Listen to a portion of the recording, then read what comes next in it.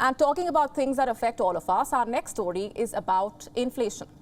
The war in Ukraine has made basic commodities expensive. I'm talking about wheat, cooking oil, gasoline. Inflation is pushing people into poverty. I've got some numbers for you. 71 million people are experiencing poverty because of Russia's war. 51 million are living on less than $1.9 per day. Another 20 million are living on less than $3.2. These people were better off before the war. In the last few months, their situation has only worsened. I'll tell you why.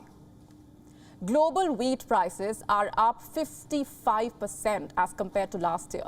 Oil prices are up 40%. These two commodities determine overall inflation, food and fuel.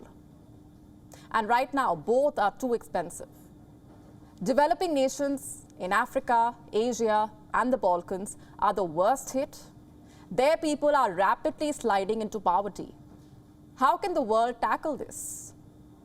The United Nations has published a few recommendations. The most important one is this: targeted and time-bound cash transfers, basically financial assistance for those who need it. The UN says this is not charity, this is the only way to prevent complete economic collapse and unrest in the developing world. But can the rich countries spare enough money? Because inflation is biting their citizens as well. In the US, the Federal Reserve is trying to curb spending. Last month, they hiked interest rates by 75 basis points. It was the largest hike since 1994. The question is, will there be a repeat?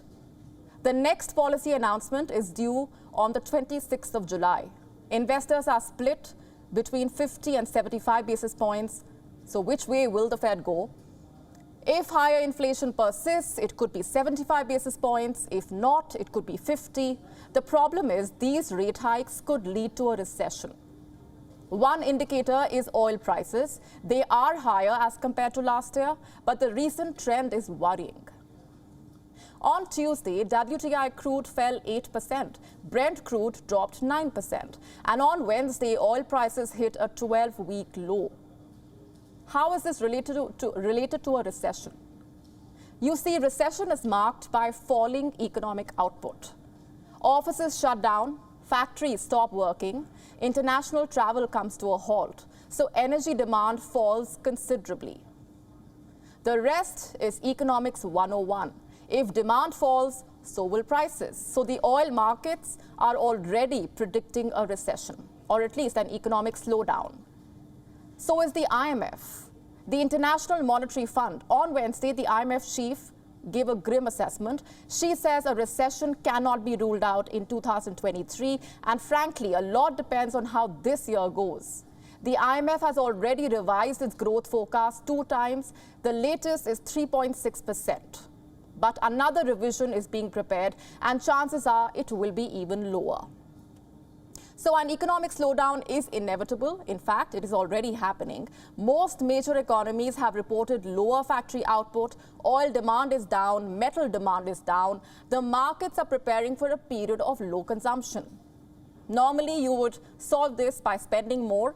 Governments would announce stimulus packages or tax cuts. But right now, that's not an option, because if you spend more, inflation will rise again.